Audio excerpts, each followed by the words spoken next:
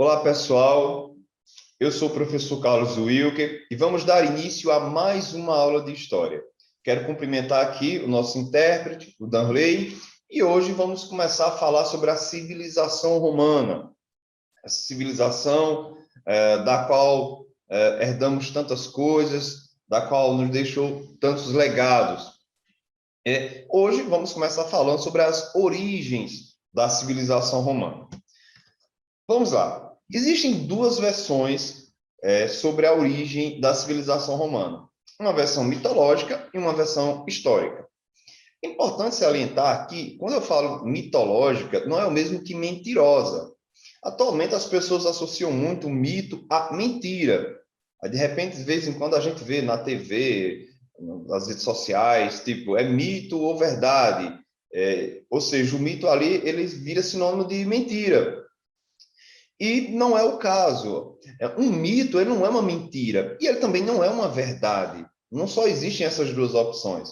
Um mito é uma narrativa simbólica, poética, metafórica, que quer passar um ensinamento, uma mensagem, algo sobre a essência humana. Então, não vamos nos ater apenas a essa ideia de uma verdade bruta, seca e mentira. Existem outras opções, digamos assim, ok? Então, quando eu falo lendária, mitológica, eu não estou falando sobre mentirosa.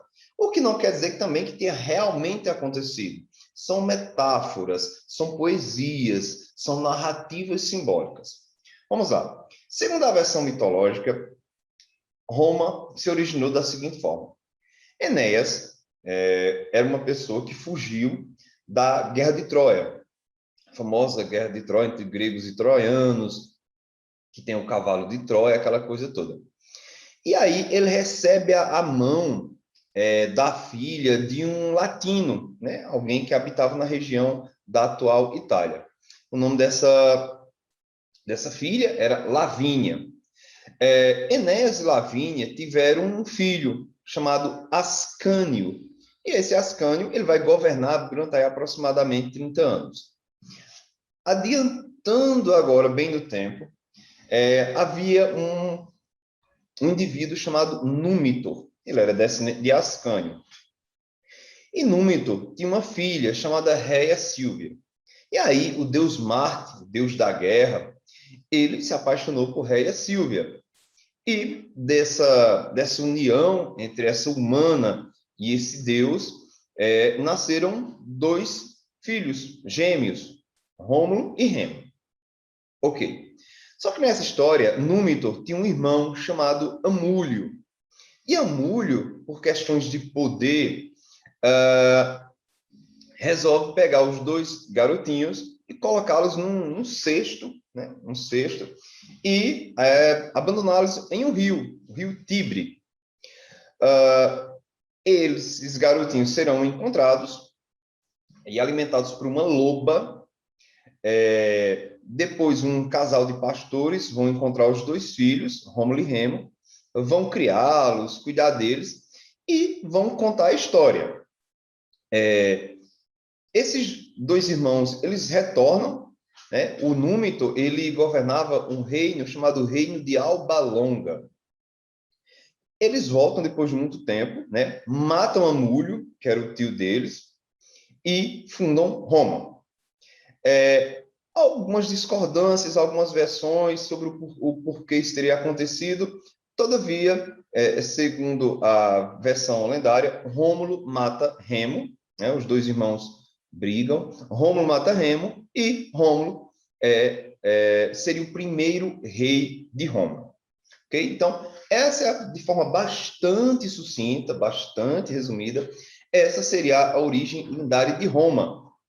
Né? Foi fundada por Rômulo, que vem de uma descendência aí, de personagens míticos e divindades, como no caso do pai dele, o deus Marte. Okay? Essa é a versão lendária. Repito, é uma narrativa simbólica, há todo um significado.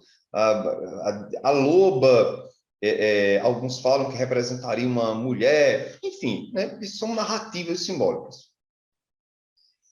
Segundo a versão histórica, a civilização romana ela se originou de uma junção de povos, né? Como, por exemplo, os gregos, os gauleses, os etruscos e os italiotas, por exemplo. Então, seria dessa mistura de povos que teria se originada a civilização romana.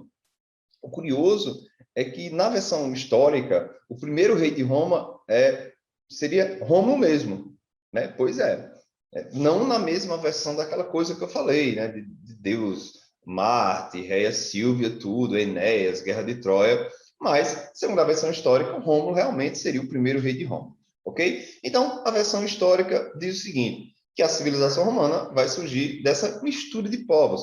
O professor, gregos ali? Pois é, gregos. Lembre-se que a Grécia, a civilização grega, ela começa bem antes da civilização romana, e haverão diásporas, né? E numa dessas diásporas, os gregos vão se estabelecerem, alguns gregos, ali nas proximidades da Península Itálica, ali nessa região. Então, os gregos estão ali imbuídos, fazendo parte da origem da civilização romana.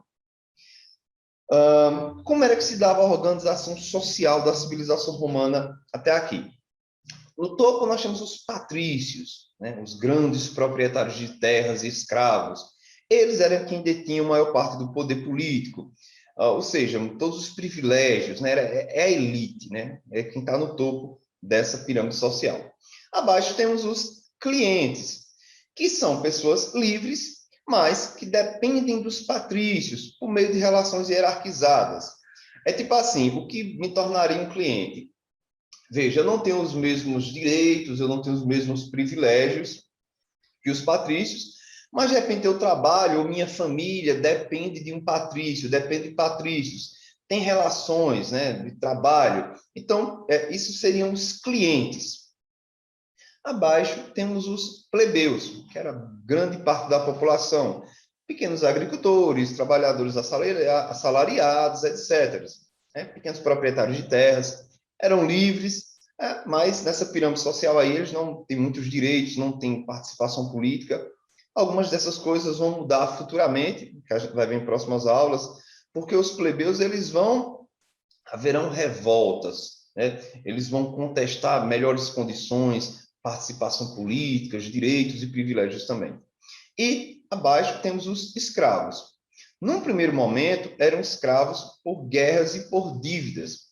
Futuramente, a escravidão por dívidas ela vai ser eliminada e ficarão apenas a escravidão por guerras. Lembrando que Roma era extremamente dependente dos escravos. Essas são as três fases históricas da Roma antiga, né? Temos aí a monarquia, que vai entre 753 a 509 a.C. Depois temos a segunda fase, que é a república, entre 509 e 27 a.C. E a terceira e última fase, que é o Império Romano, entre 27 a.C. até 476 depois de Cristo. Às vezes as pessoas falam assim, eu gosto de estudar o Império Romano. Eu vi o Império Romano, hoje o professor estava falando sobre o Império Romano. É importante salientar que o Império é uma fase da história da Roma Antiga, mas não é toda a história. Vejam que são fases. Então, quando eu falo Império Romano, eu estou falando sobre uma fase histórica da civilização romana, mas não estou falando sobre o todo. Durante a monarquia, a cidade era governada por um rei de origem patrícia.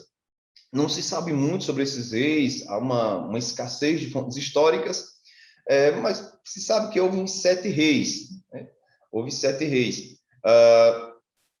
A religião nesse período era politeísta, ou seja, acreditavam e cultuavam vários deuses, e eles adotavam deuses semelhantes aos dos gregos, porém com nomes diferentes. Pois é, muitos deuses romanos eram os deuses gregos, mas com nomes diferentes. Por exemplo, Zeus, na Grécia, em Roma, era Júpiter.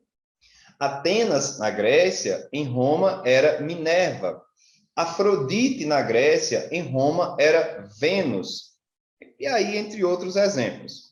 Professor, mas por que essa influência dos gregos aí na religião romana? Lembram do que eu falei lá atrás?